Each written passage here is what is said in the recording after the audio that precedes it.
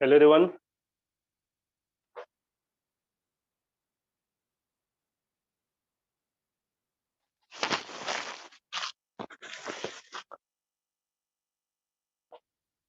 Good evening.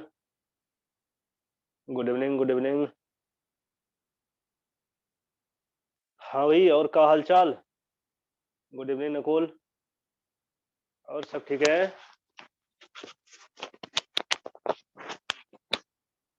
चलो भाई, ठंड बढ़ गई है।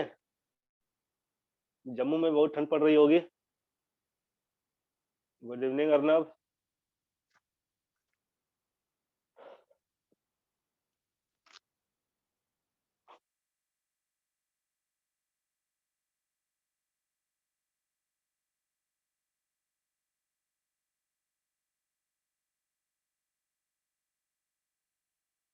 चलो फिर स्टार्ट करते हैं।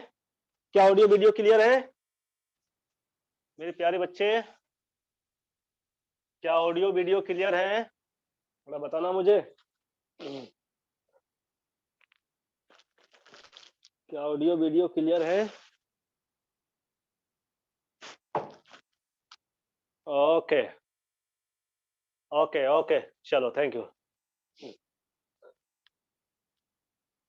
तो हेडिंग देना standard enthalpy of combustion. Enthalpy of combustion.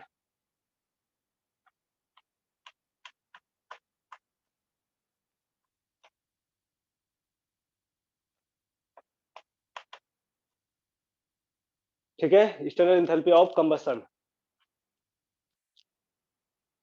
BUSTION, है ना? कंबसन तो आप जानते हो। कंबसन जो है, पहली बात तो ये कि combustion is an exothermic process, क्योंकि इसमें काफी जो है हीट रिलीज होता है ना? तो first thing is that it is exothermic process. ये जो है एक्सोथर्मिक प्रोसेस होता है भाई, है ना? क्योंकि इसमें हीट क्या होता है, रिलीज होता है, एक्सोथर्मिक जिसमें हीट रिलीज होता है, जानते हो आप। इसीलिए इसका डेल्टा एच का वैल्यू जो होता है वो क्या होगा भाई, तो नेगेटिव होगा, है ना? डेल्टा एच का जो वैल्यू होगा वो नेगेटिव होगा।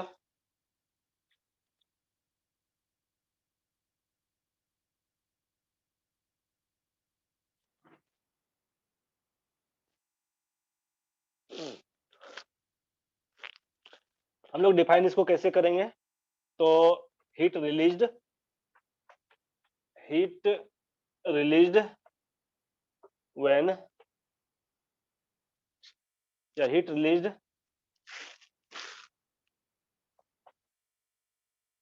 हीट रिलीज्ड कंबसन ऑफ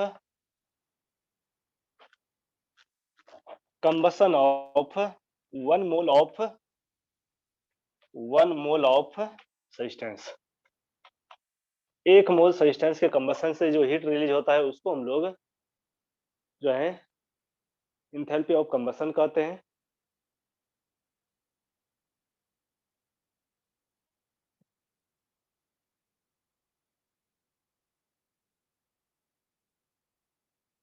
और आप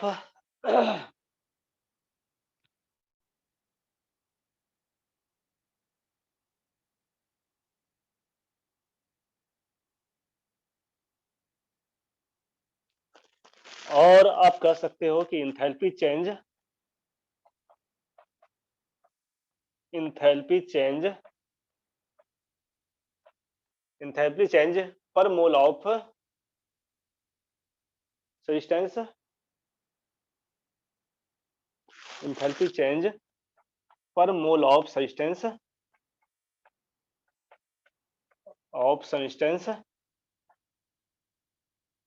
when it undergoes combustion।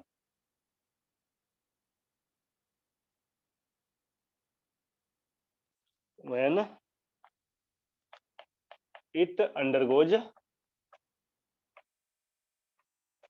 combustion। Okay. तो 1 मोल सब्सटेंस के कंबसन से जो हीट रिलीज होता है उसको हम लोग जो है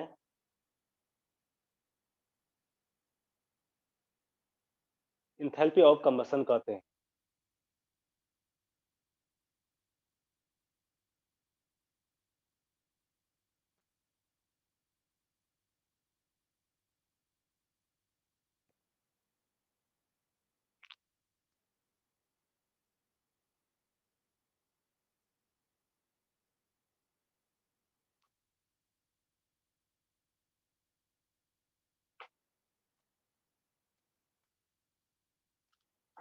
हो गया? हाँ भाई, हो गया?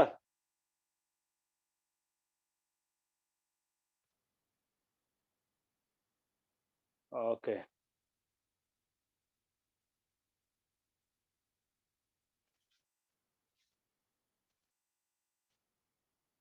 तो से for example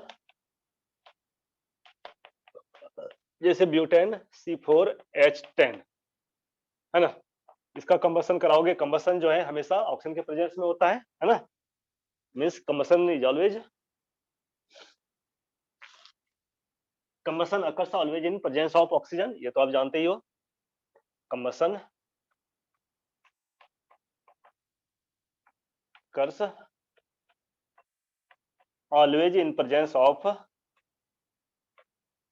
in presence of oxygen, presence of oxygen. तो ये हमेशा जो है ऑक्सीजन के प्रेजेंस में होता है।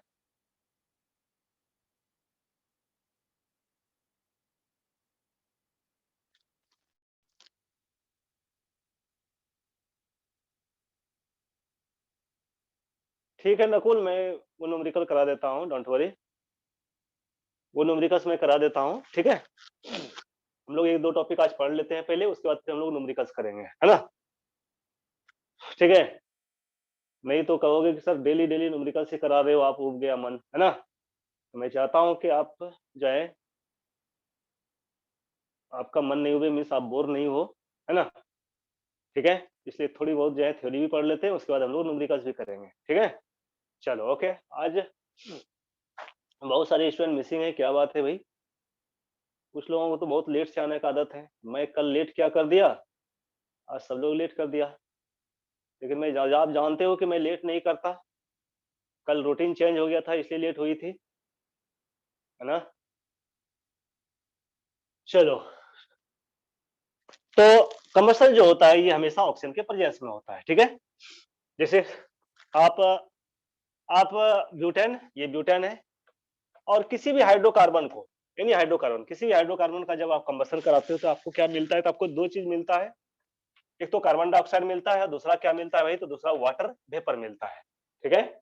एक कार्बन डाइऑक्साइड, दूसरा वाटर वेपर, ये मिलता है हमेशा, है ना। कार्बन डाइऑक्साइड गैस और वाटर वेपर ऑलवेज, कोई भी हाइड्रोकार्बन, क्यों, क्योंकि हाइड्रोकार्बन में क्या होता है भाई, कार्बन होता है, हाइड्रोजन होता है, और इधर से ऑक्सीजन आ गया, तो जो कंपाउंड बनेगा यानी जो प्रोडक्ट बनेगा उसमें क्या होगा, ये या तो कार्बन होगा, या तो हाइड्रोजन होगा, या तो ऑक्सीजन होगा, है ना। इसलिए हमेशा कार्बन डाइऑक्साइड और वाटर ही मिलता है। अब रिएक्शन को बैलेंस कर ले, तो रिएक्शन को बैलेंस करें, सबसे पहले हम लोग कार्बन को बैलेंस करते हैं, फिर हाइड्रोजन को बैलेंस करते हैं, देन ऑक्सीजन को बैलेंस करते हैं, ठीक है। पहले कार्बन, उसके बाद हाइड्रोजन, उसके बाद ऑक्सीजन। कार्बन इधर 4 है भाई, इधर 1 है, 4 मोल water, sorry 4 mole of carbon dioxide हो जाएगा। हाइड्रोजन, हाइड्रोजन 10 है इधर, इधर 2 हाइड्रोजन है, इधर 5 से मल्टीप्लाई कर दो तो 5 इंटू 10 हाइड्रोजन, इधर भी 10 हाइड्रोजन हो गया। अब ऑक्सीजन को बैलेंस करो, देखो ऑक्सीजन इधर कितना हो गया, 4 इंटू 2 8, 8 ऑक्सीजन, प्लस इधर कितना हो गया 5 ऑक्सीजन, तो कितना हो गया 13 ऑक्सीजन हो गया। तो आप इसको क्या करो 13/2 कर दो, है ना, हो गया बैलेंस, ठीक है। तो कोई भी हाइड्रोकार्बन, चाहे वो एलिफेटिक हाइड्रोकार्बन हो, एरोमेटिक हाइड्रोकार्बन हो, कोई भी हाइड्रोकार्बन, है ना, एनी हाइड्रोकार्बन, कोई भी हाइड्रोकार्बन का जब कम्बसन होता है तो always produce carbon dioxide and water vapour, ठीक है, and huge amount of heat is released, है ना, और प्लस ह्यूज अमाउंट में हीट जो है रिलीज होता है। क्योंकि हीट रिलीज होता है इसलिए हमेशा डेल्टा एच का वैल्यू क्या होता है भाई, तो हमेशा डेल्टा एच का वैल्यू जो है वो नेगेटिव होता है, ठीक है। अब इसमें देखो, तो इसमें जो है, इसमें डेल्टा एच का वैल्यू कितना होता है, तो इसमें डेल्टा एच का वैल्यू आपको याद नहीं रखनी है ना, आपको याद नहीं रखनी है, मैं आपको बता देता हूं। तो इसमें -2658 है ना जूल, ठीक है, इतना हीट जो है रिलीज होता है, ठीक है। जूल नहीं, किलो जूल, है ना, किलो जूल पर मोल, पर मोल की ही बात करेंगे हम लोग, है ना। पर मोल की बात करें, 1 मोल, अगर नंबर ऑफ मोल्स बढ़ेगा तो फिर ये जो है, ये भी जो है इंक्रीज हो जाएगा। अगर 1 मोल की जगह पर अगर हम लोग 2 मोल्स लेते हैं तो यहाँ 2 इंटू इतना हो जाएगा, है ना? ऐसे 1 मोल के लिए डिफाइन होता है, ठीक है? एंथैल्पी ऑफ फॉर्मेशन, हाँ, हाँ, कुल में टोटल एंथैल्पी चेंज नेगेटिव होगा, क्योंकि कंबशन जो होता है, combustion is highly exothermic in nature, है ना? कंबशन में आप देखते हो कुछ भी आप जलाते हो तो कितना हीट रिलीज होता है ना? तो बहुत ह्यूज अमाउंट में हीट रिलीज होता है, इसलिए combustion process is always exothermic, और for any exothermic process delta H should be negative, है ना? ये आप जानते हो किसी भी एक्सोथर्मिक प्रोसेस के लिए क्या होता है, तो डेल्टा एच क्या होता है, तो वो नेगेटिव होता है ना? कहीं कोई एक्सेप्शन की कोई बात नहीं है। ओके,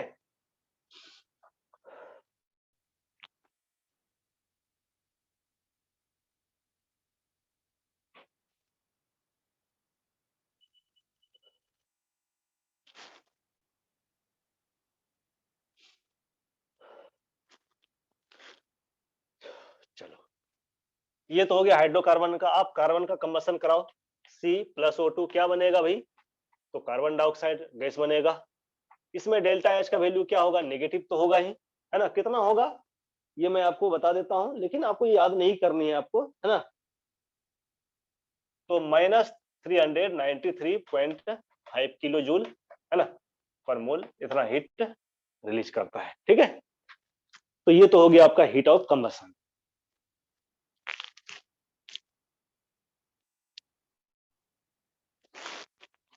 चलो अब हम लोग चलते हैं हेस लॉ।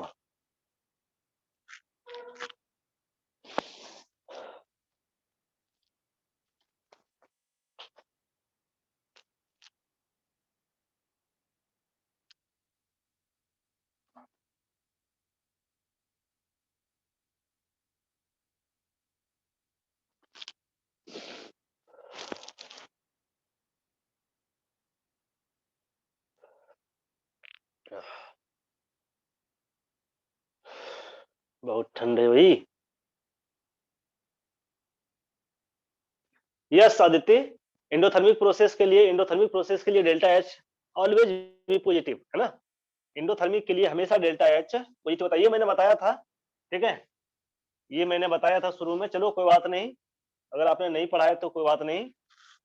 एक्सोथर्मिक के लिए, और एक्सोथर्मिक रिएक्शन या प्रोसेस, है ना, delta H must be negative, और in case of endothermic process और reaction, delta H must be positive, ठीक है? ये होता है, मीन्स इंथैल्पी जो चेंज होता है, चेंज इन इंथैल्पी नेगेटिव होता है और चेंज इन इंथैल्पी पॉजिटिव होता है। Change in enthalpy, not enthalpy.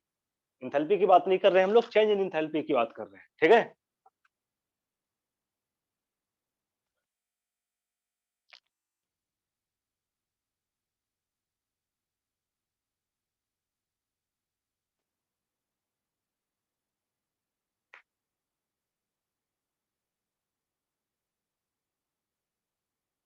देखो ऐसा क्यों होता है भाई, तो देखो, अगर मान लेते हैं कि आप कंबशन कराते हो किसी का, चलो कार्बन का ही कंबशन कराते हो, carbon plus CO2 carbon dioxide बनता है, और प्लस यहाँ क्या होता है, तो एनर्जी रिलीज होता है ना? कंबशन में क्या होता है भाई, तो काफी जो है, मैंने क्या कहा, तो ह्यूज अमाउंट में जो है एनर्जी रिलीज होता है ना? चलो मान लेते हैं इसका जो है कार्बन प्लस O2 के पास एनर्जी जो है, मान लेते हैं कि प्लस 500 जूल, 500 जूल है, मान लेते हैं, ठीक है? और ये जो एनर्जी रिलीज हुआ, ये 400, है ना, जूल एनर्जी रिलीज हो रहा है। तो 400 जूल एनर्जी रिलीज हो रहा है, तो इसके पास कितना होगा, इसके पास 100 जूल एनर्जी होगा। According to law of conservation of energy, energy of reactant is always energy of product, है ना? होगा ना? तो जितना रिएक्टेंट का एनर्जी होता है उतना ही प्रोडक्ट का एनर्जी होगा। तो इधर कार्बन प्लस O2 के पास जो एनर्जी है, टोटल एनर्जी जो है, यानी रिएक्टेंट साइड के पास जो टोटल एनर्जी है 500 जूल है, और प्रोडक्ट के साइड में भी टोटल एनर्जी 500 जूल भी होगा, हो ही होगा। मींस एनर्जी जो रिलीज हुआ है वो 400 जूल है, तो कार्बन डाइऑक्साइड के पास कितनी एनर्जी होगा, 100 जूल, है ना? तो देखो हम लोग डेल्टा एच कैसे निकालते हैं भाई, तो डेल्टा एच जो निकालते हैं, enthalpy of product minus enthalpy of reactant, product का इंथैल्पी कितना है भाई, है ना। आप इसको इंथैल्पी के टर्म में ही ये करो, तो इंथैल्पी कितना हो गया, तो 100 हो गया, ठीक है। और इसका कितना हो गया, रिएक्टेंट का कितना हो गया, तो 500 हो गया। तो ये कितना हो गया भाई, तो -400 हो गया, है ना। तो हमेशा माइनस में ही आएगा, ठीक। और इंडोथर्मिक में क्या होता है, जस्ट इसका अपोजिट होता है ना। इंडोथर्मिक में क्या होता है, तो प्रोडक्ट साइड का एनर्जी ज्यादा हो जाता है। इंडोथर्मिक में ये तो एक्सोथर्मिक हो गया, नहीं ये तो एनर्जी रिलीज हो गया ना भाई, ये तो एनर्जी रिलीज हो गया ना, है ना। वो तो मैंने कहा कि according to law of conservation of energy, energy reactant का जितना होगा, यानी लेफ्ट साइड में जितना होगा उतना ही राइट साइड में होगा। लेकिन ये एनर्जी जो है ये तो रिलीज हो गया ना, ये तो खत्म हो गया ना, ये तो चला गया। हमारे पास जो प्रोडक्ट के पास जो एनर्जी है वही लोगे ना, क्योंकि आप जो चेंज इन इंथैल्पी जो है ना, देखो चेंज इन इंथैल्पी हम लोग कैसे कैलकुलेट करते हैं, तो change in enthalpy equal to enthalpy of product minus enthalpy of reactant, है ना। तो प्रोडक्ट तो आपका कार्बन डाइऑक्साइड है ना भाई, ये आपका प्रोडक्ट नहीं है ना, ठीक है। बात समझ में आ गई, ओके। तो ये तो आपका प्रोडक्ट नहीं है, प्रोडक्ट तो आपका कार्बन डाइऑक्साइड है, और कार्बन डाइऑक्साइड के पास कितना एनर्जी है, 100, और रिएक्टेंट के पास कितना एनर्जी है, -500, है ना। तो माइनस में आएगा। अच्छा, इंडोथर्मिक में क्या होता है ना, जस्ट अपोजिट हो जाता है, मीन्स के जैसे x प्लस वाई ये है ना। चलो ऐसा नहीं करता हूं मैं, जैसे x है प्लस O2, कंबसन का प्रोसेस है, तो ये XO2 बनाता है, ओके। यहाँ क्या होता है, तो यहाँ कुछ एनर्जी भी ये लेगा, है ना, कुछ एनर्जी लेगा, चलो 200 जूल एनर्जी लिया, ठीक है। अब मान लेते हो कि X और O2 के पास एनर्जी जो है 500 जूल है, ठीक। तो यहाँ प्रोडक्ट के पास कितना होगा भाई, 700 जूल होगा, होगा कि नहीं, देखो X प्लस O2 के पास टोटल एनर्जी कितना है, 500 जूल, और इस रिएक्शन को होने के लिए कितना एनर्जी चाहिए, तो 200 जूल और एनर्जी चाहिए, तभी जाके ये रिएक्टेंट जो है प्रोडक्ट में कन्वर्ट हो पाएगा। तो कन्वर्ट प्रोडक्ट के पास टोटल एनर्जी कितना हो गया, 700 जूल हो गया, देख लो आप, हो गया ना। तो आप जो चेंज इन इंथैल्पी निकालोगे, तो enthalpy of product minus enthalpy of reactant, ये हो गया। इंथैल्पी ऑफ प्रोडक्ट कितना हो गया भाई, 700 हो गया। रिएक्टेंट के पास कितना है, 500 है, ये नहीं, ये तो एनर्जी है, आपका रिएक्टेंट ये है ना, X प्लस O2, ये हो गया कितना, 500 हो गया, तो आएगा कितने भाई, तो प्लस 200 आ जाएगा, है ना।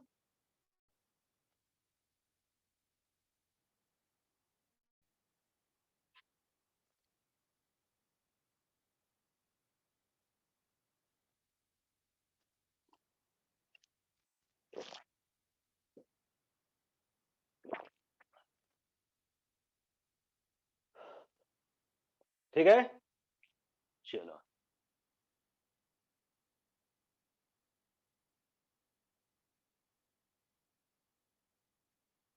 हाँ तो एब्जॉर्ब कर, अरे एब्जॉर्ब कर लेगा भाई, एब्जॉर्ब कर लेगा तो कहाँ रहेगा आखिर, एब्जॉर्ब जो करेगा तो वो कहाँ रहेगा, तो प्रोडक्ट के पास ही एनर्जी रहेगा ना। आप आप वाटर को आप गर्म गर्म करो 50-100 डिग्री सेल्सियस पर, वाटर, है ना, इसका मान लेते हैं, इसका टेम्परेचर जो है 25 डिग्री सेल्सियस है, वाटर का, है ना, नॉर्मल है ना, 25 डिग्री सेल्सियस है, इसको 50 डिग्री सेल्सियस पर गर्म कर दो। तो वाटर जब गर्म होगा, यानी जो हॉट वाटर होगा, इस हॉट वाटर का टेम्परेचर कितना हो जाएगा भाई, 25 तो पहले से था, और 50 डिग्री सेल्सियस आपने इसमें डाला, तो टोटल टेम्परेचर इसका कितना हो जाएगा, 75 डिग्री सेल्सियस।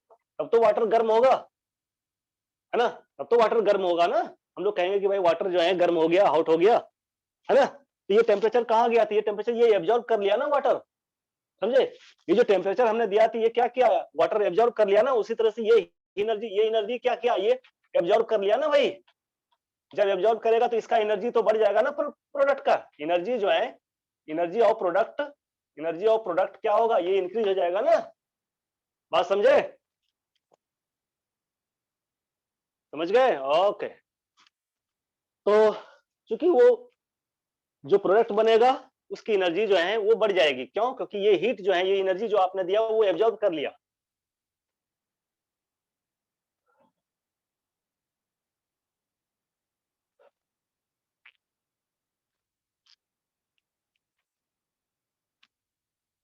चलो हो गया।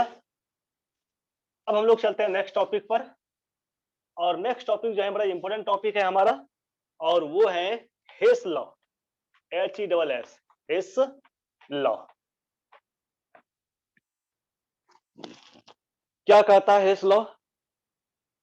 तो हेस लॉ कहता है कि एक रिएक्शन सिंगल स्टेप में हो या मल्टी स्टेप में हो, चेंज इन एंथैल्पी जो है वो इक्वल होगा, है ना? ये कहता है कि reaction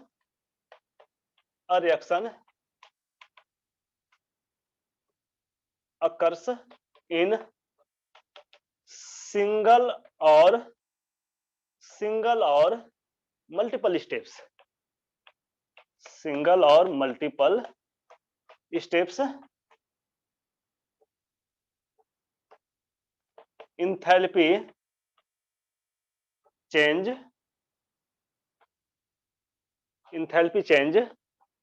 for both the reactions,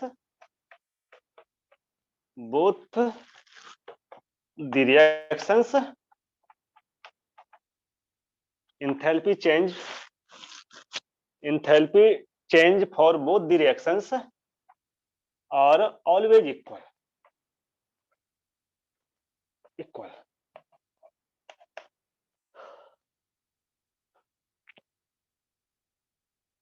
हाँ, ठीक है।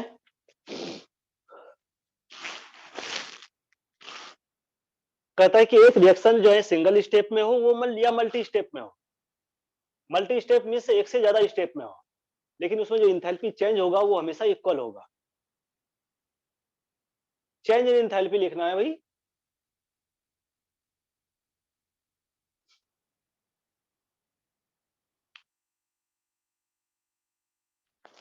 ऐसा क्यों होता है? क्योंकि delta H is state function. Delta H जो होता है वो स्टेट फंक्शन होता है, और स्टेट फंक्शन में आप जानते हो कि स्टेट फंक्शन क्या होता है, जो जो इनिशियल और फाइनल स्टेट पर डिपेंड करता है ना? मीन्स कि आप रिएक्शन एक स्टेप में करो या मल्टी स्टेप में करो, आपको चाहिए क्या? वही प्रोडक्ट चाहिए, नहीं?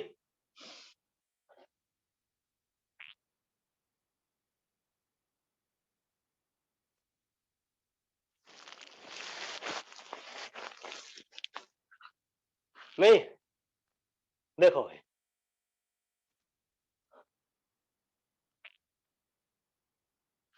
देखो क्या कहता है हेस लॉ। हेस लॉ कहता है कि आप एक रिएक्शन को जो है एक स्टेप में कराओ या कई स्टेप में कराओ, जो चेंज इन एंथैल्पी होगा वो हमेशा इक्वल होगा, है ना? मिस बात वही हो गई।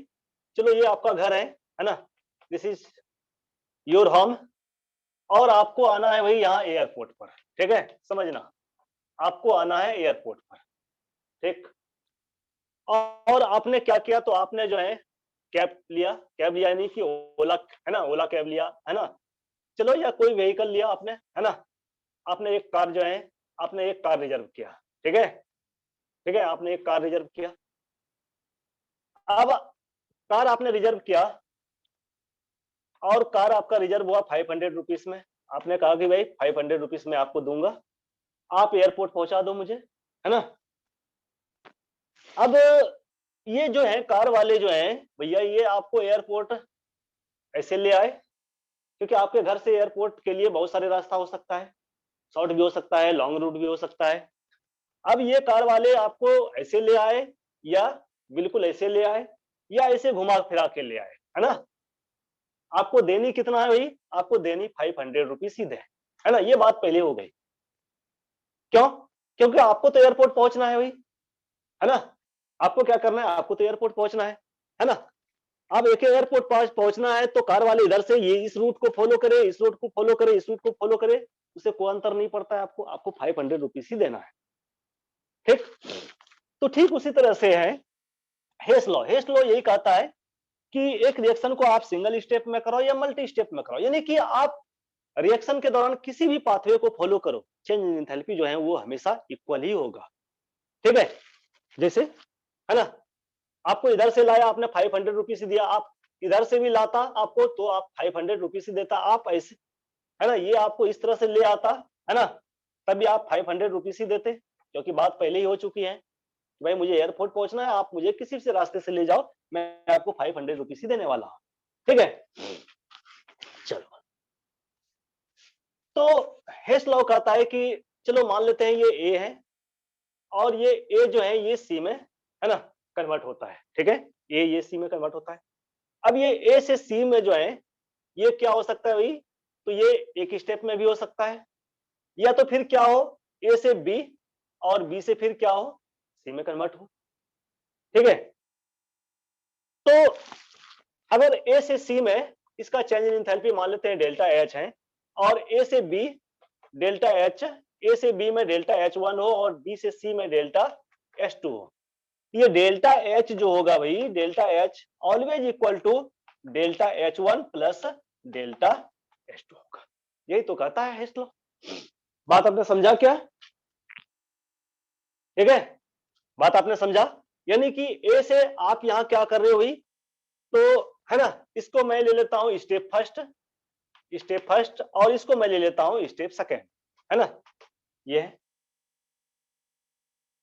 आप ए से डायरेक्ट सी में ले आओ, ठीक है, या ए से बी, बी से सी में ले आओ, इंथैल्पी चेंज इक्वल होगा।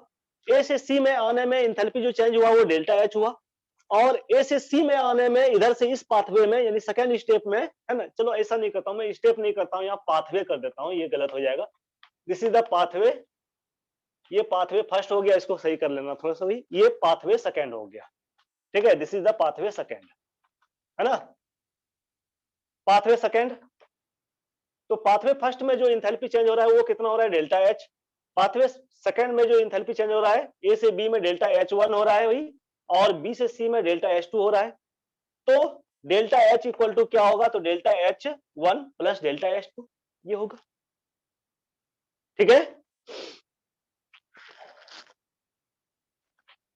तो दिस इज हेस लॉ, है ना, बहुत सिंपल है, सिंपल कैलकुलेशन है, मींस कि आप ए से सी में लाए ये डेल्टा एच हो गया भाई, ठीक है, और फिर आपने क्या किया, तो ए से बी लाया और फिर बी से आपने क्या किया सी लाया, ये पाथवे फर्स्ट हो गया आपका, पाथवे फर्स्ट, और ये हो गया आपका पाथवे सेकेंड, ठीक है।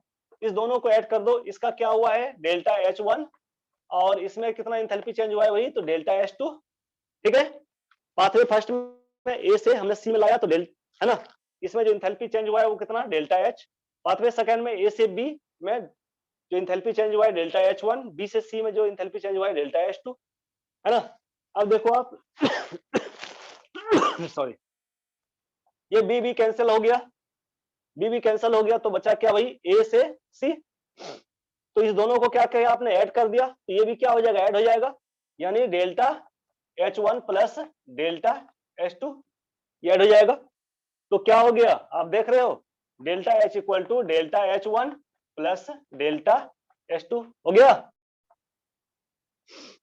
तो आप ऐसे भी समझ सकते हो, आप ऐसे भी समझ सकते हो, ठीक है।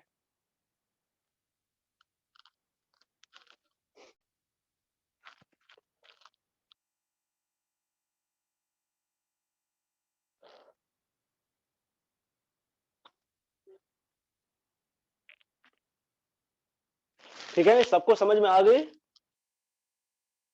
सबको समझ में आ गई भाई, किसी को कोई डाउट है तो बोलना। चलो मैं एक और एग्जांपल आपको दे रहा हूं,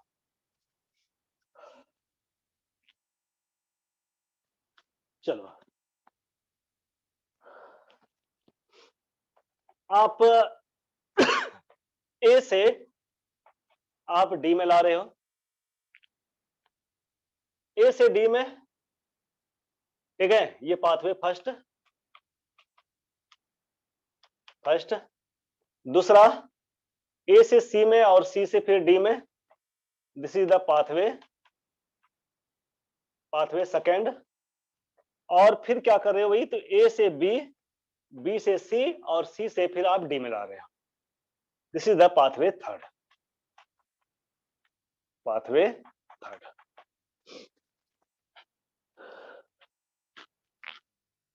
इसमें जो इंथैल्पी चेंज हो रहा है वो डेल्टा एच है भाई, इसमें जो इंथैल्पी चेंज है इसका डेल्टा एच वन, इसका डेल्टा एच टू, और इसमें जो है delta H one delta H to, यहाँ डैश कर देता हूं मैं या कुछ अलग सा कर देता हूं, delta H one dash delta H2 dash और इधर डेल्टा H3 डैश, है ना।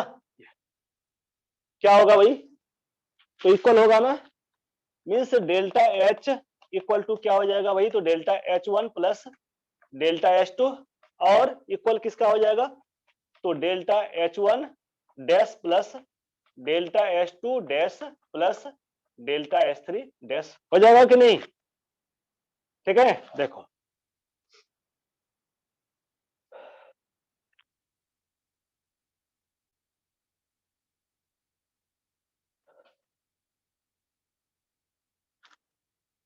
ठीक है, आप इस तरह भी कर सकते हो, इक्वेशन लिख के भी कर सकते हो।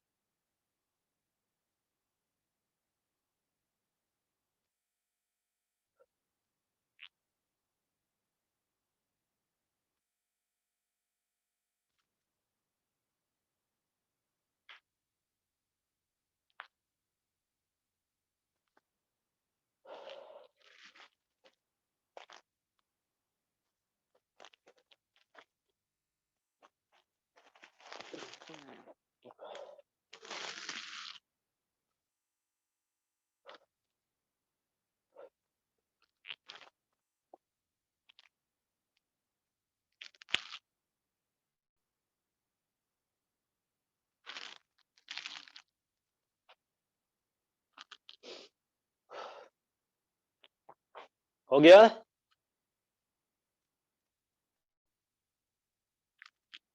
हाँ, मैटर नहीं करता है, इसलिए तो मैंने कहा कि क्यों मैटर नहीं करता है, क्योंकि हमने आपसे पहले ही कहा कि डेल्टा एच जो है ये स्टेट फंक्शन होता है भाई, स्टेट फंक्शन होता है ना।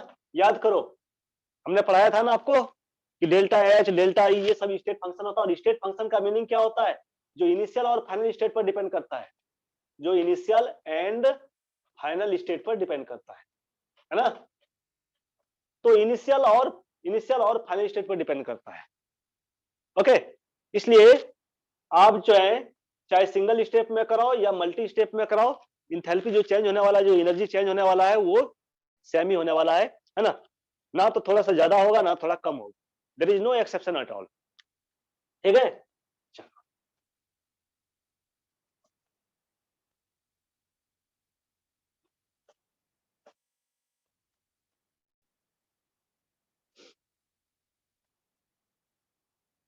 तो हेस ने क्या किया, तो इसको प्रैक्टिकली जो है इसको डिफाइन कर दिया कि कैसे जो है चेंज इन एंथैल्पी इक्वल होता है ना। चलो जैसे मान लेते हैं कि कार्बन है, carbon carbon solid plus half O2, ये क्या बनाएगा भाई, तो कार्बन मोनोऑक्साइड बनाएगा, गैस। ठीक है, ये भी गैस है, ऑक्सीजन गैस ही होता है। और इसका मान लेते हैं डेल्टा H1 है। ठीक है, जो इंथैल्पी चेंज हो रहा है वो कितना डेल्टा H1 हो रहा है। ठीक है, अब carbon monoxide plus half O2 ये क्या बनाएगा अभी, तो कार्बन डाइऑक्साइड। और मान लेते हैं इसमें जो है इसमें जो इंथैल्पी चेंज हो रहा है वो कितना डेल्टा H2। ठीक, और फिर आप क्या करो, तो ये आपका दो स्टेप में हो गया, इसको हम लोग पाथवे फर्स्ट ले लेते हैं, पाथवे फर्स्ट। अब हम लोग क्या करते हैं, तो हम लोग डायरेक्ट बनाते हैं पाथवे सेकेंड। पाथवे सेकेंड में हम लोग क्या करते हैं, डायरेक्ट बनाते हैं, यानी कार्बन प्लस O2 से कार्बन डाइऑक्साइड, और इसमें जो इंथैल्पी चेंज हो रहा है वो डेल्टा H हो रहा है।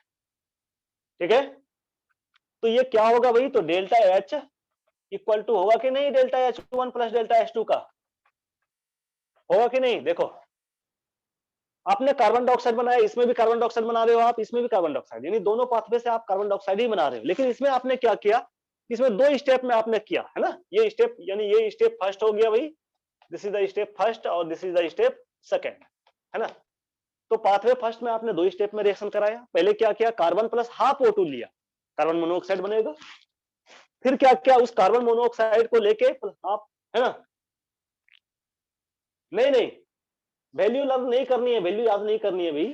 ठीक है, plus CO plus half O2, फिर आपने कार्बन डाइऑक्साइड बनाया, डेल्टा H2 जो है इंथैल्पी चेंज हुआ। ठीक है, और फिर आपने क्या किया, यहाँ डायरेक्ट जो है एक ही स्टेप में जो है कार्बन डाइऑक्साइड बना लिया।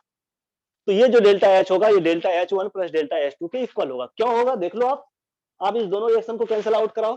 ठीक है, आप इस दोनों को ऐड कर दो, देखो आप इस दोनों को ऐड करोगे तो क्या आएगा, ठीक है, मैं यहां कराता हूं, देखो ये CO और एक मिनट, ठीक है, ये CO कैंसिल हो गया, ठीक है, और कुछ कैंसिल आउट होगा क्या? नहीं। इस दोनों इक्वेशन को आप ऐड कर दो, है ना। इस दोनों के इक्वेशन को जब ऐड करोगे तो आपको यही आएगा, ये आएगा ना। देखो कैसे, ये CO कैंसिल आउट हुआ और कुछ कैंसिल आउट होने वाला है क्या? नहीं होने वाला है। तो बचा क्या भाई, C प्लस इधर क्या, हाफ O2 और हाफ O2, हाफ और हाफ कितना हो गया, 1O2 हो गया भाई, हो गया ना, हाफ O2 हाफ O2, ठीक है, 1O2। इधर क्या है, कुछ नहीं, कार्बन डाइऑक्साइड है सिर्फ, ये हो गया। तो जब दोनों इक्वेशन को ऐड करोगे, तो डेल्टा H1 भी, ये डेल्टा H1 और प्लस डेल्टा H2 भी ऐड करना पड़ेगा, ना। बस समझे, जब दोनों इक्वेशन को आप ऐड करोगे तो इस दोनों के एनर्जी जो चेंज हो रहा है उसको भी ऐड करना पड़ेगा, ठीक है। तो C plus O2 carbon dioxide delta H1 plus delta H2, है ना। तो ये delta H1 plus delta H2 के इक्वल हो जाएगा। अब आ गया समझ में ना? चलो वेरी गुड। अब हम लोग न्यूमेरिकल्स करते हैं, अगर समझ में आ गया तो हम लोग न्यूमेरिकल्स करते हैं।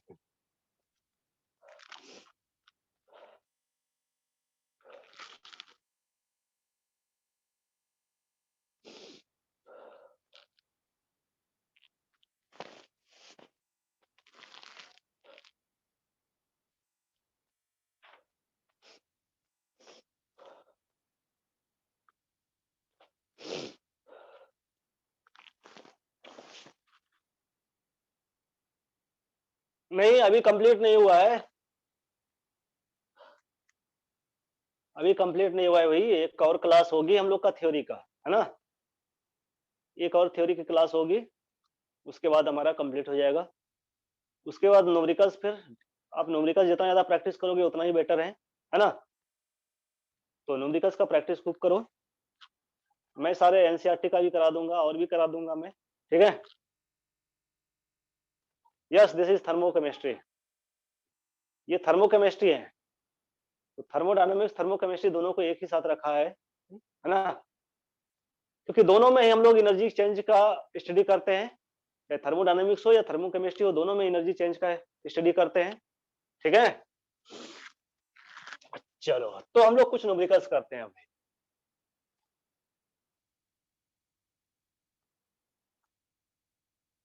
तो NCERT का कुछ न्यूमेरिकल्स कर लेते हैं।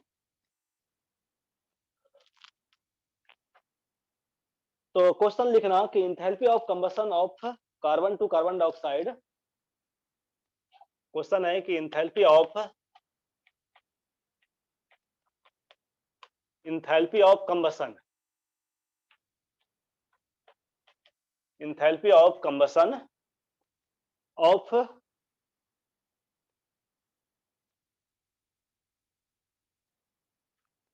enthalpy of combustion of carbon to carbon dioxide is कितना वैल्यू, तो ये वैल्यू है 393.5 kilo joule minus 393.5 kilo joule, ठीक है, पर मोल, इतना, ठीक है। कैलकुलेट द हीट रिलीज्ड या calculate the enthalpy change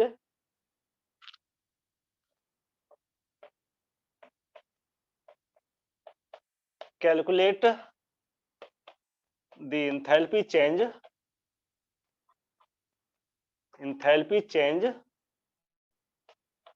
in 35 point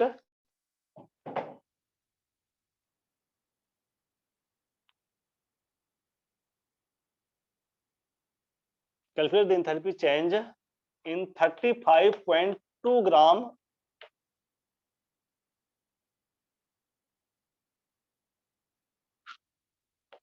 of carbon dioxide from carbon and dioxygen gas, from carbon and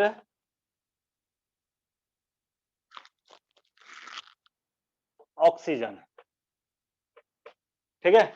ये तो देखो, enthalpy of combustion of carbon to carbon dioxide, enthalpy of combustion of carbon to carbon dioxide. देखो ये enthalpy of combustion means क्या, ये change in enthalpy है ना। NCERT थोड़ा सा है ना क्वेश्चन जो है लिखा जो है, ये इंथैल्पी ऑफ कंबशन यानी ये मैं यहाँ नीचे लिख दे रहा हूँ, ये जो है डेल्टा एच सी है। Delta H C stand for change in enthalpy of combustion, है ना, यहाँ मैं लिख देता हूँ। Delta H C means change in enthalpy of combustion, change in enthalpy of combustion, enthalpy of combustion ये है, ठीक है।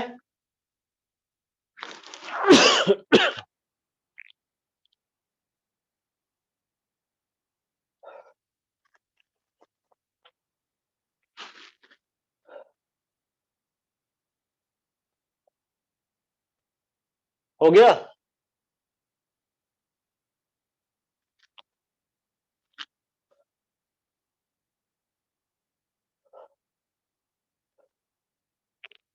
तो देखो भाई, यहाँ जो ये जो इंथैल्पी चेंज हो रहा है ना, कार्बन का कंबशन हो रहा है और कार्बन के कंबशन से क्या मिलेगा, तो कार्बन डाइऑक्साइड मिलेगा। और ये जो कार्बन डाइऑक्साइड मिल रहा है वो कितना मिल रहा है, तो 1 मोल। क्योंकि मैंने आपको जस्ट थोड़ी देर पहले आपको कहा कि इंथैल्पी ऑफ कंबशन या हीट ऑफ कंबशन, अच्छा इंथैल्पी ऑफ कंबशन के प्लेस पर हीट ऑफ कंबशन भी लिख सकता है। तो इंथैल्पी ऑफ कंबशन कहो या हीट ऑफ कंबशन कहो, एक ही चीज होता है, ठीक है। तो 1 मोल कार्बन डाइऑक्साइड के बनने में कितना जो है, 1 मोल कार्बन डाइऑक्साइड के बनने में मीन्स कार्बन का कंबशन में कितना हीट रिलीज हो रहा है, वही तो माइनस जो है यानी 393.5 किलो जूल हीट रिलीज हो रहा है। चलो मैं आपको इक्वेशन से समझा रहा हूँ, ठीक है। देखो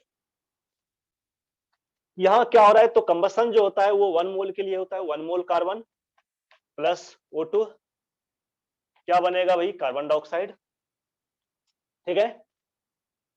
तो ये कार्बन डाइऑक्साइड ये कितने की बात हो रही है, तो 1 मोल। क्यों, क्योंकि यहाँ जो डेल्टा एच का जो वैल्यू दिया है, तो डेल्टा एच का वैल्यू दिया है -393 पॉइंट कितना है भाई, 5, है ना। ये 5 किलो जूल पर मोल है ना, पर मोल। ये 1 मोल के लिए है, ठीक है। 1 मोल मीन्स क्या, 1 मोल यानी 1 मोल कार्बन डाइऑक्साइड मीन्स क्या हो गया भाई, तो 44 ग्राम कार्बन डाइऑक्साइड हो गया, हुआ कि नहीं, बताओ आप मुझे। 1 मोल कार्बन डाइऑक्साइड बन रहा है, इसका मीनिंग क्या हुआ, 44 ग्राम कार्बन डाइऑक्साइड बन रहा है। कहो कैसे सर 44 ग्राम कैसे बनेगा, आप जानते हो कार्बन डाइऑक्साइड का मोलिकुलर मास कितना होगा, कार्बन 12 प्लस ऑक्सीजन 16, जब दोनों का मोल यानी कि मोलिकुलर मास जब आप कैलकुलेट करोगे तो ये कितना आएगा 44, है ना, ये आप जानते हो, यानी 44 ग्राम पर मोल, ठीक है। एक मोल का मास जो है वो 44 ग्राम आता है, ठीक है।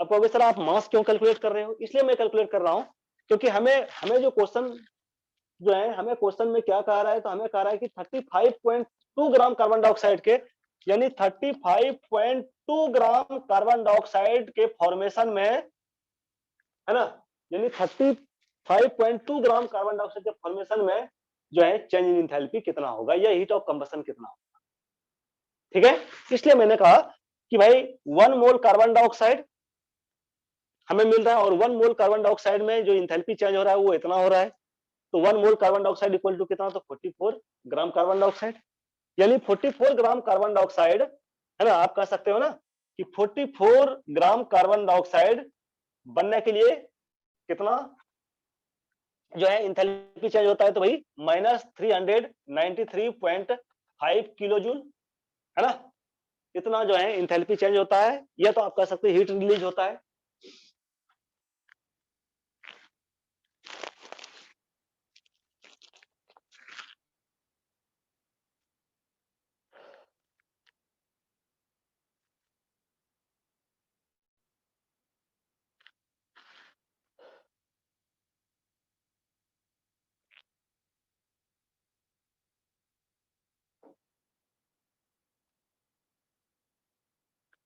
हो गया, चलो मैं इसको ऊपर में लिख रहा हूं, मीन्स के 44 ग्राम कार्बन डाइऑक्साइड कि फॉर्मेशन के लिए कितना इंथैल्पी चेंज हो रहा है भाई, -393.5 किलो जूल, इतना इंथैल्पी चेंज हो रहा है, या हीट रिलीज हो रहा है। तो 35 हाँ है भाई, कितना है 35.2 ग्राम ना, हाँ, तो 35.2 ग्राम कार्बन डाइऑक्साइड के फॉर्मेशन के लिए कितना चेंज होगा इंथैल्पी, तो -393.5 upon 44 into 35.5।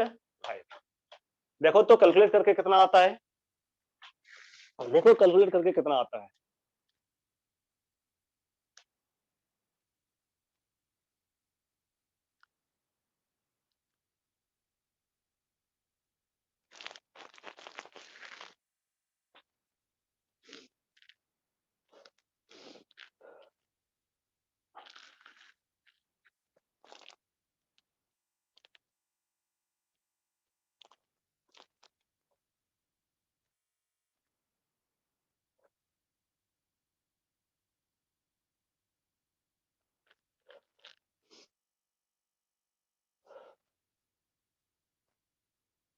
-314।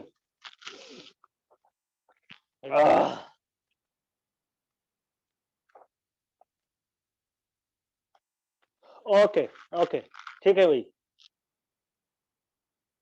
-314, okay, -314.8 kilo joule, है ना, ये आएगा, ठीक। तो इतना जो है हीट रिलीज होगा या इतना इंथैल्पी चेंज होगा जब आप 35.2 ग्राम कार्बन डाइऑक्साइड को आप आप इतना जो है कार्बन डाइऑक्साइड को आप क्या करोगे, तो बनाओगे किससे, कार्बन और ऑक्सीजन से, यानी कि कंबशन ऑफ कार्बन से, ठीक।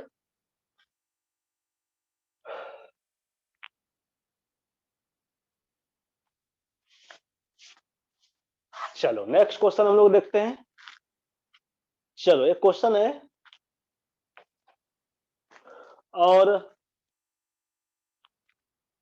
क्वेश्चन है कि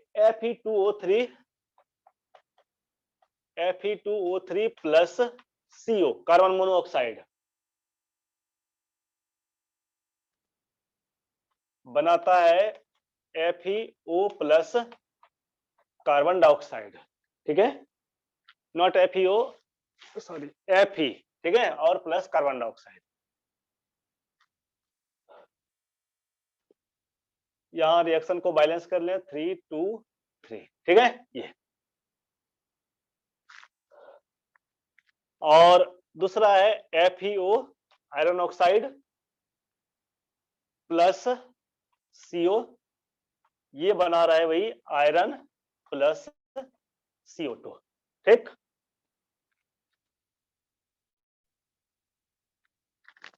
और इसके लिए जो डेल्टा H का वैल्यू है, यानी यहां मैं नीचे लिख रहा हूं डेल्टा H1 का वैल्यू, ठीक है, डेल्टा H1 का वैल्यू कितना है वही, तो -26 किलो जूल, -26 किलो जूल, ठीक है। और सेकेंड इक्वेशन के लिए जो डेल्टा H2 का जो वैल्यू है वो है -16 किलो जूल, -16 किलो जूल, ठीक है, एनर्जी। अब कह रहा है कि फाइंड द डेल्टा H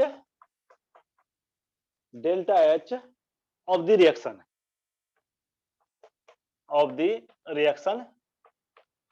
और रिएक्शन दिया हुआ है Fe2O3 plus CO is giving rise to 2 moles of FeO plus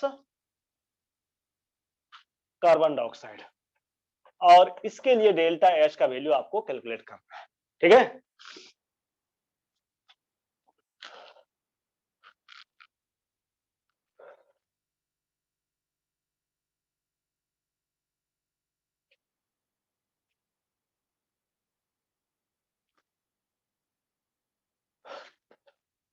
तो पहले क्वेश्चन नोट करो आप, फिर मैं आपको बता रहा हूं कैसे करेंगे हम लोग।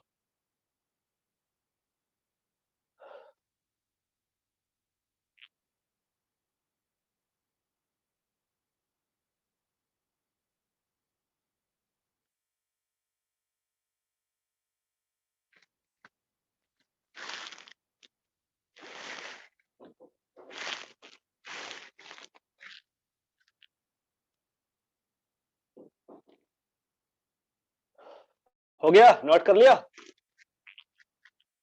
क्या क्वेश्चन नोट कर लिया आपने?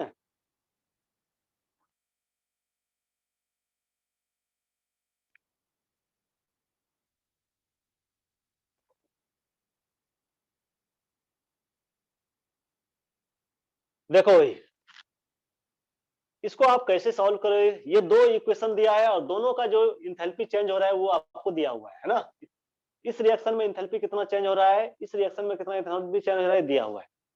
आपको इस रिएक्शन के लिए चेंज इन इंथैल्पी कैलकुलेट करना है, ठीक है?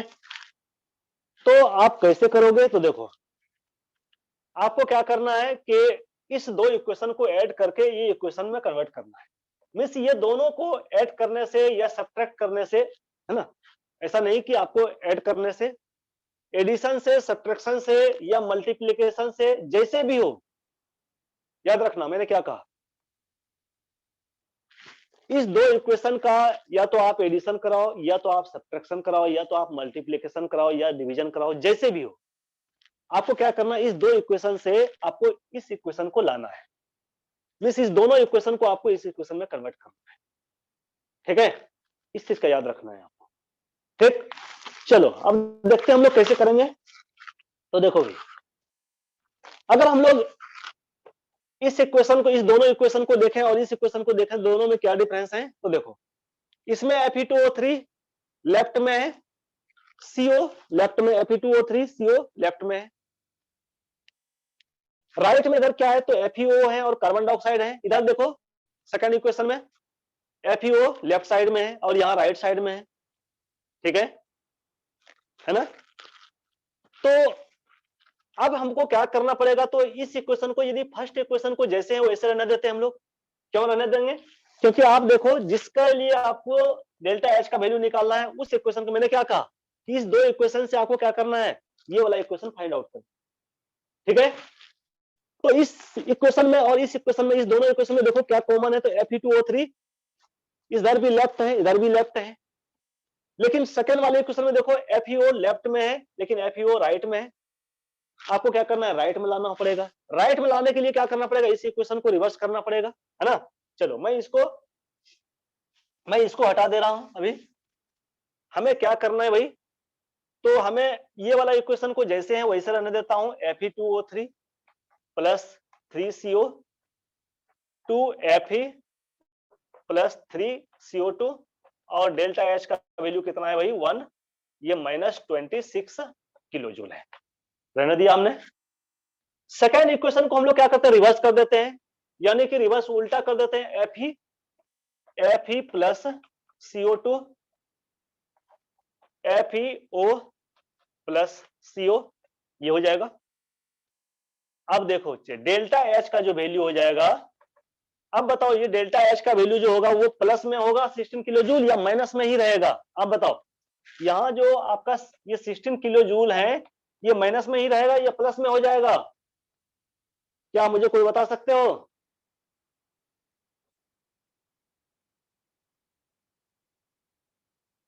ओके, वेरी गुड नकुल, कुलमित, चलो ठीक है। ये जो वैल्यू है भाई, ये प्लस में आ जाएगा, ये प्लस में आ जाएगा। अब कहोगे सर क्यों, ऐसा क्यों होगा? क्योंकि हमने जो है इस रिएक्शन को रिवर्स कर दिया। और आप एक चीज जानते हो, शायद आप अभी आपने जो है इक्विलिब्रियम नहीं पढ़ा है, लेकिन मैं आपको बता दूं, सुनना ध्यान से, कि अगर फॉरवर्ड रिएक्शन अगर एक्सोथर्मिक है तो बैकवर्ड रिएक्शन क्या हो जाएगा? इंडोथर्मिक होता है, ठीक है? फॉरवर्ड रिएक्शन अगर एक्सोथर्मिक है तो बैकवर्ड रिएक्शन क्या होगा? इंडोथर्मिक होगा।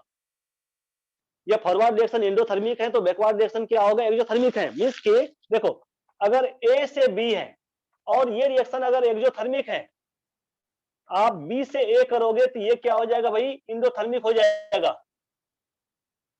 ठीक है?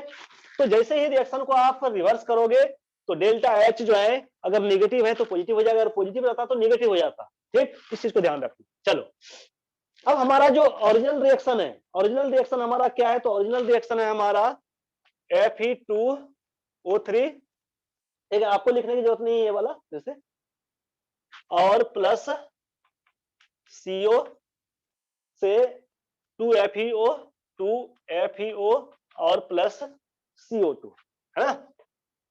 तो इस दोनों इक्वेशन से फर्स्ट और सेकंड इक्वेशन से हमें क्या करना है, ये इक्वेशन बनाना है।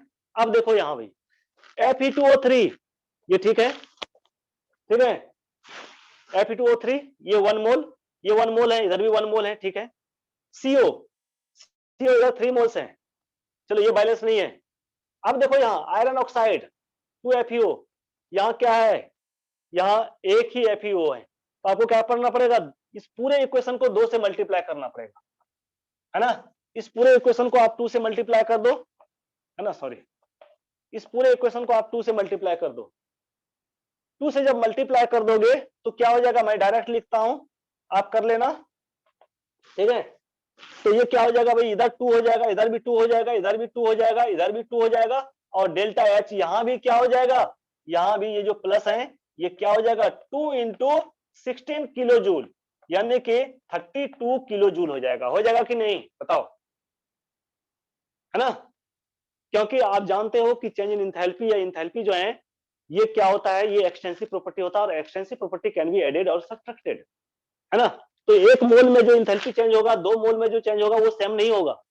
1 मोल में इंथैल्पी जो चेंज होगा 2 मोल में उसका डबल हो जाएगा, 4 मोल करोगे तो उसका और डबल हो जाएगा, है ना, ठीक है। आप 1 मोल कार्बन डाइऑक्साइड बनाओगे, आपने अभी देखा ना, आप 1 मोल कार्बन डाइऑक्साइड बनाओगे उसमें इंथैल्पी चेंज होगा। अगर आपने 2 मोल कार्बन डाइऑक्साइड बनाया और भी ज्यादा इंथैल्पी चेंज होगा। इसलिए यहाँ हमने 2 से मल्टीप्लाई किया पूरा इक्वेशन को, तो डेल्टा H2 का भी वैल्यू जो है वो भी उसको भी 2 से मल्टीप्लाई करना पड़ेगा, और चेंज इन इंथैल्पी जो है वो 32 किलो जूल हो जाएगा। ओके, चलो अब हम लोग क्या करते हैं भाई, अब दोनों इक्वेशन को हम लोग ऐड कर देते हैं। जब दोनों इक्वेशन को हम लोग ऐड करेंगे तो फिर हम लोग इसको इस दोनों के वैल्यू को भी ऐड करेंगे, ठीक है, डेल्टा H1 और डेल्टा H2 को भी वैल्यू को ऐड करेंगे। चलो पहले हम लोग इसको ऐड करते हैं, लेकिन ऐड करने के पहले हम लोग क्या करेंगे, तो पहले हम लोग कैंसिल आउट करेंगे, देखते हैं कौन कौन सा कैंसिल आउट होने वाला है। 3 मोल्स कार्बन मोनोऑक्साइड है ना, तो यहाँ 2 मोल्स, और ये 2 मोल्स कैंसिल हो जाएगा, 1 मोल कार्बन मोनोऑक्साइड बचेगा। 2 moles of iron, 2 moles of iron ये कैंसिल आउट होगा, ठीक है। कार्बन डाइऑक्साइड 3 मोल्स है वही, इधर 3 मोल्स इधर 2 मोल्स है, तो ये 1 मोल कार्बन डाइऑक्साइड बचेगा, बचेगा कि नहीं, देखो। अब दोनों को ऐड करके लिख दो, दोनों को ऐड करके लिखोगे तो Fe2O3 plus plus CO giving rise to, और कुछ है क्या, देखो और तो कुछ नहीं है, Fe2O3 plus 1 mole carbon monoxide, ये दोनों कैंसिल आउट हो चुका है।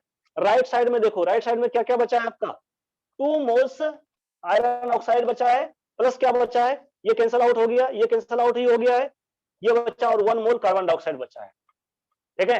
अब आप देख लो भाई, देख लो ये आ गया, है ना। इसी को हमें ऑब्टेन करना था ना, यही हमारी रिक्वायर थी ना, इसी को हमें ऑब्टेन करना था, ठीक है। देखो आ गया। अब इस दोनों को एनर्जी को क्या करो, ऐड कर दो, -26 और +32, देखो कितना आता है। तो -26 और +32 करोगे तो ये कितना आ जाएगा, +6 किलो जूल एनर्जी। इतना एनर्जी जो है वो, यानी चेंज इंथैल्पी इतना हो जाएगा, यानी जो डेल्टा एच है वही, यानी डेल्टा एच का जो वैल्यू हो जाएगा वो आपका +6 किलो जूल हो जाएगा। बताना अगर किसी को समझ में नहीं आया तो बोलना भाई।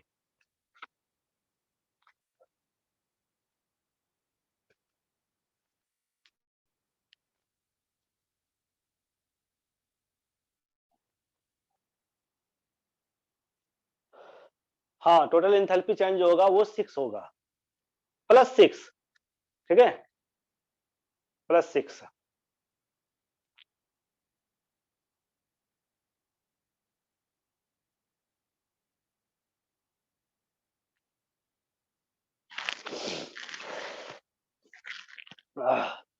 फाइंड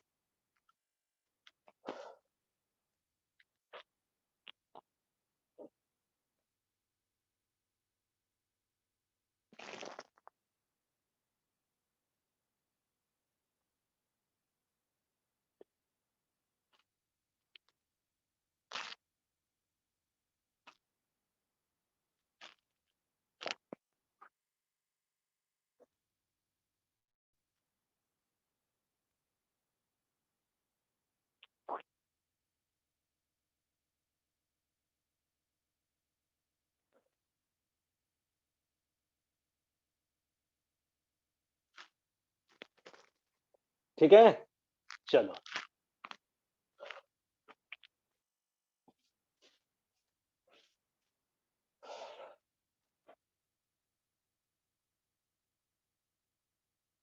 तो नेक्स्ट क्वेश्चन करते हैं हम लोग।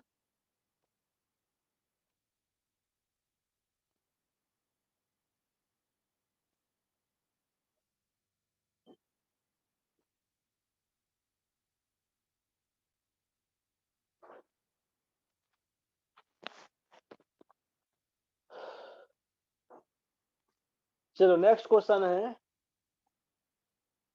कि इंथैल्पी ऑफ फॉर्मेशन ऑफ, लिखना क्वेश्चन वही,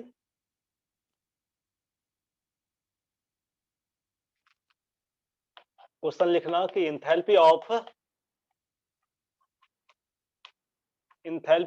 formation of, enthalpy of formation of carbon monoxide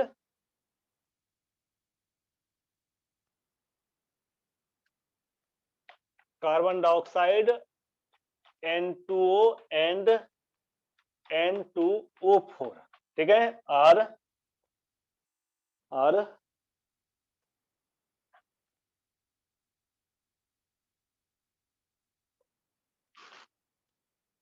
-110 -393.5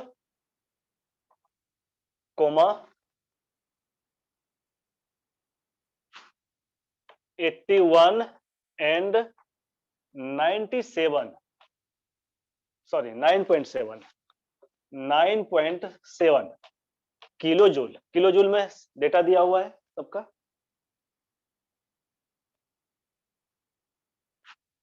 respectively,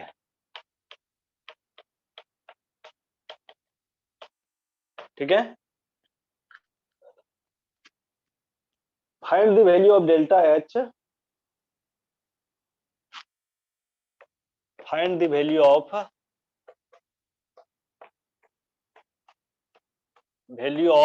delta H for the reaction,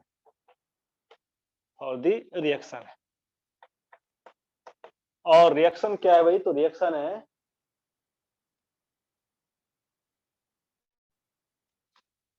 है N2O4 plus 3CO, N2O4 plus 3CO dinitrogen tetroxide plus carbon monoxide giving rise to N2O plus 3 moles of carbon dioxide, ठीक है। ठीक है, तो इस reaction के लिए क्या करना है आपको? डेल्टा एच का वैल्यू कैलकुलेट करना है। ओके, इस रिएक्शन के लिए डेल्टा एच का वैल्यू आपको कैलकुलेट करना है।